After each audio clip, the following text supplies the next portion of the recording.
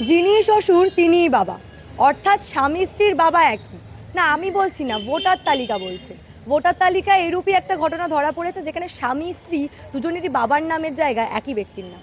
কী করে সম্ভব ভাবছেন নিশ্চয়ই। আমাদের পশ্চিমবঙ্গে সবই সম্ভব। কি করে হলো, কোথায় হলো, সেটাই আপনাদের বলবো। এই যে এসআইআর নিয়ে বিভিন্ন বিতর্ক চলছে রাজনৈতিক মহলে, এই তরজার মাঝে এইরূপ একটা ঘটনা কি হতে চলেছে পশ্চিমবঙ্গে এসআইআর হলে, আজকে সেটা নিয়ে আলোচনা করব। নমস্কার, আমি সানিয়া, দ্য নিউজ বাংলায় আপনাদের সকলকে স্বাগত। জন্মস্থান বাংলাদেশ। এখানে কত বছর এসেছেন? এখানে এসেছি 25 বছর। যবে থেকে মুখ্যমন্ত্রী মমতা বন্দ্যোপাধ্যায় জানতে পেরেছেন যে পশ্চিমবঙ্গে এসআইআর হবে, তিনি শুরু থেকে একটা কথাই বলে যাচ্ছেন যে এখানে কোনো বাংলাদেশি ভোটার নেই, রোহিঙ্গা ভোটার নেই, কোনো ভুয়ো ভোটার নেই। কিন্তু বারংবার যে ঘটনাগুলো ঘটছে সেটা কোথাও গিয়ে প্রমাণ করে দিচ্ছে যে পশ্চিমবঙ্গে ঠিক কী পরিমাণে ভুয়ো ভোটার রয়েছে। যদিও কদিন আগে বিহারে যে এসআইআর হলো তারপরে সেখানে 66 লক্ষ নাম ভোটার তালিকা থেকে বাদ গেছে। সেই ক্ষেত্রে একই অভিযোগ করা হয়েছে যে যোগ্যভাবে এসআইআর হয়নি। যদিও ইলেকশন কমিশনের তরফে পরিষ্কার জানিয়ে দেওয়া হয়েছে যে যদি সঠিকভাবে এসআইআর না হয়ে থাকে সেই ক্ষেত্রে দেখান আপনারা যে কাদের নামটা বাদ গেছে। সেই ক্ষেত্রে তারা এখনও পর্যন্ত কোনো নামই দেখাতে পারেনি। তারা অভিযোগ করেছেন যে 24 লক্ষ নাম বেআইনিভাবে বাদ দেওয়া হয়েছে, কিন্তু এখনও পর্যন্ত 24 জনও দেখাতে পারেননি যাদের নাম বেআইনিভাবে বাদ দেওয়া হয়েছে। সেই জায়গা থেকে দাঁড়িয়ে পশ্চিমবঙ্গে যে এসআইআর সেটা নিয়েও রাজনৈতিক তরজা লেগেই রয়েছে। যখন রাজ্য জুড়ে এই এসআইআর নিয়ে তরজা চলছে তখন একেবারে আমাদের পশ্চিমবঙ্গে একাধিক ঘটনা ঘটছে। যেমনটা প্রথমেই আপনাদের শুরুতে বলছিলাম যে স্বামী স্ত্রীর বাবার নাম এক ভোটার তালিকায়। কিভাবে হয় বলুন তো, এবং কোথায় হয়েছে সেটা আগে বলি।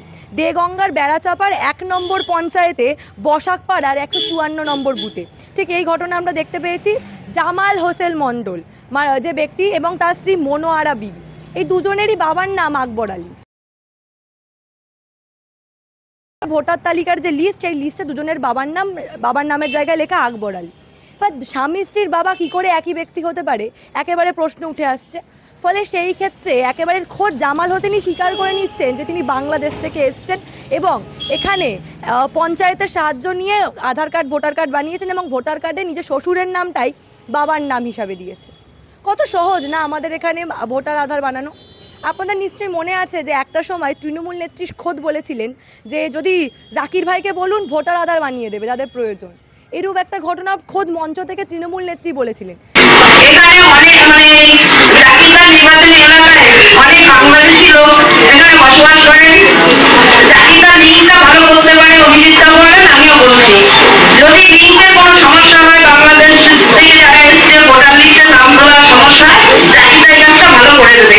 আপনারা সবাই যোগাযোগ করবেন এই অফিসে, এই কাজটা অতি দ্রুত করবেন, কারণ আমরা চাই না একটা ভোটও বাইরে থাকুক। সেই জায়গা থেকে দাঁড়িয়ে পশ্চিমবঙ্গে ভোটার আধার বানানো খুব একটা যে বড় বিষয় নেই, একেবারে পরিষ্কার। তা আবারও প্রমাণ করে দিচ্ছে জামাল হোসেন মণ্ডলের কেস। এই যে জামাল হোসেন মণ্ডল, তার যে স্ত্রী মনোয়ারা বিবি, দুজনেরই ভোটার কার্ডে বাবার নামের জায়গায় আকবর আলী লেখা, অর্থাৎ একই ব্যক্তির নাম। এবং এতদিন ধরে সেটা নিয়ে ধরাও পড়েনি। এরকম কত বুথে কত ভোটার আছে, কত মৃত ভোটার আছে, কত ভুয়ো ভোটার আছে যা আজ পর্যন্ত ধরা পড়ছে না। এই যে খোদ স্বীকার করে নিচ্ছেন জামাল হোসেন মণ্ডল যে তার স্ত্রী এবং তার শ্বশুরের নামটা তিনি বাবার নাম হিসাবে লিখেছিলেন 25 বছর আগে যখন বাংলাদেশ থেকে এসেছিলেন। কি বলছেন তিনি একবার শোনাবো। আপনার জন্মস্থান কোথায়? জন্মস্থান বাংলাদেশ। এখানে কত বছর এসেছেন? এখানে এসেছি 25 বছর। মানে আপনার বাবাটা সব বাংলাদেশে থাকেন? বাবা নেই। বাবা নেই মানে পরিবারে আর কেউ থাকে ওখানে? না, ওখানে কেউ নেই। ওখানে কেউ নেই? না। আর ভোটার কতদিন আগে হয়েছেন? 15 বছর আগে। 15 বছর আগে। তাহলে ভোটার হওয়ার সময় তাহলে বাবার নাম কার দিছিলেন? আমার শ্বশুরের নাম দিয়েছিল। শ্বশুরের নাম ভোটার কার্ডে বাবার নাম ব্যবহার করেছিলেন? কে করে দিয়েছিল এটা? মেম্বার করে দিয়েছিল। মেম্বার করে দিয়েছিল। জামাল হোসেন কে হয় আপনার? তাহলে আপনার জামাই কি ভোটার হয়েছে কি আপনার স্বামীর নাম ব্যবহার করেছে ভোটার লিস্টে? তাই করেছে মনে হচ্ছে। আচ্ছা, মানে জামাই কি আগে বাংলাদেশে থাকতেন? হ্যাঁ, বাংলাদেশে থাকতেন আগে? থাকতো তো আমি তো জানি না, আমার বাড়ি এসছে, ছিল, রয়েছে। তারপরে আপনার মেয়েকে বিয়ে করেছেন? আমার মেয়ে তখন 13 বছর বয়স, বিয়ে দিয়েছে। এই জামাইয়ের ভোটার কার্ড কে করে দিয়েছিল এখানে? দেখলেন, অকপটে তিনি নিজেই স্বীকার করে নিচ্ছেন কিভাবে 25 বছর আগে বাংলাদেশ থেকে এসেছিলেন এবং পঞ্চায়েতের সাহায্য নিয়ে নিজের শ্বশুরের নামটাই বাবার নাম হিসাবে ভোটার তালিকায় রেখেছেন। কি ঘটনা ঘটছে বলুন আমাদের পশ্চিমবঙ্গে। বিভিন্ন ঘটনা আমরা দেখতে পাচ্ছি যে বাংলাদেশ থেকে আসছেন এবং এখানে এসে একটা বিয়ে করে নিলেই হলো, একেবারে দিনের পর দিন আমাদের সঙ্গে ভারতীয় সেজে আমাদের মাঝেই রয়েছে। বারংবার এই এসআইআর ইস্যুতে যেটা বোঝানোর চেষ্টা করা হয়েছে যে এসআইআর হলে মুসলিমরা বিপদে পড়বেন, আমাদের দেশের আমাদের রাজ্যের সংখ্যালঘুরা বিপদে পড়বে, এই কথাটা বারংবার বোঝানো হয়েছে। একেবারে তৃণমূলের শীর্ষ নেতৃত্ব মমতা বন্দ্যোপাধ্যায় থেকে শুরু করে অভিষেক বন্দ্যোপাধ্যায়, এমনকি তৃণমূলের সংখ্যালঘু নেতৃত্ব হুমায়ুন কবির, ফিরহাদ হাকিম সকলেই একই কথা বলেছে। সেই জায়গা থেকে দাঁড়িয়ে বিজেপির সংখ্যালঘু মোর্চার নেতা কাসেম আলী তিনি কি বলছেন সেটাও আপনাদের শোনাবো। না, ভারতীয় রাষ্ট্রবাদী মুসলমানদের কোনো সমস্যা হওয়ার কথা নয়। যারা দেশ ভাগ হবার পরে এই ভারতবর্ষকে ভালোবেসে, এই ভারতবর্ষকে পবিত্র মাটিতে আমরা এই মাটিকে কবর হিসেবে মনে করে দেশকে ভালোবেসে ইমানি শক্তি হিসাবে এই দেশকে, মাতৃভূমিকে ভালোবেসে রয়ে গেছি, তাদের কোনো সমস্যা হবার কথা নেই। আসলে মমতা ব্যানার্জি ভোট ব্যাংকের রাজনীতি করেছে। 2021-এর নির্বাচনের সময় তিনি বলেছিলেন যে এনআরসি হলে মুসলমানদের তাড়িয়ে দেওয়া হবে, এখান থেকে তাদের রাখা হবে না, বাংলাদেশে পাঠিয়ে দেওয়া হবে। আজকে যেটা সরকার ভেবেছিল, আজকের নির্বাচন কমিশন সেটা তার ভাবনাকে ফলপ্রসূ হিসাবে করেছেন এবং আগামী দিন এছাড়াও হলে আমাদের রাষ্ট্রবাদী ভারতীয় মুসলমানদের কোনো সমস্যা হওয়ার কিছু নেই এবং রাষ্ট্রবাদী মুসলমানদের কোনো ভয় পাবার কারণ নেই। আসলে মমতা ব্যানার্জি হিজাব পরেছে, নামাজ পড়ার অভিনয় করেছে, রোজা না রেখে হান্ডে পেন্ডে খেয়ে গোটা মুসলমান সমাজ ব্যবস্থাকে তিনি ব্যবহার করেছেন। বোম মারবে কে? আব্দুল চাচা। ভোটে রিগিং করবে কে? করিম চাচা। মুসলমানদের শুধু মমতা ব্যানার্জি ব্যবহার করেছে। আজকের মরছে কারা? মুসলমান। মারছে কারা? মুসলমান। মারবে কারা? মুসলমান। এবং তৃণমূলের হয়ে রক্তারক্তি করবে কারা? মুসলমান। এই যে ট্র্যাডিশন, এই ট্র্যাডিশনের বিরুদ্ধে আমরা চাই মুসলমান যারা প্রকৃত মুসলমান তাদের ঘরের ছেলেমেয়েরা সমাজের মূল স্রোতে আসুক। এক হাতে থাকবে তাদের কোরআন, অন্য হাতে থাকবে কম্পিউটার।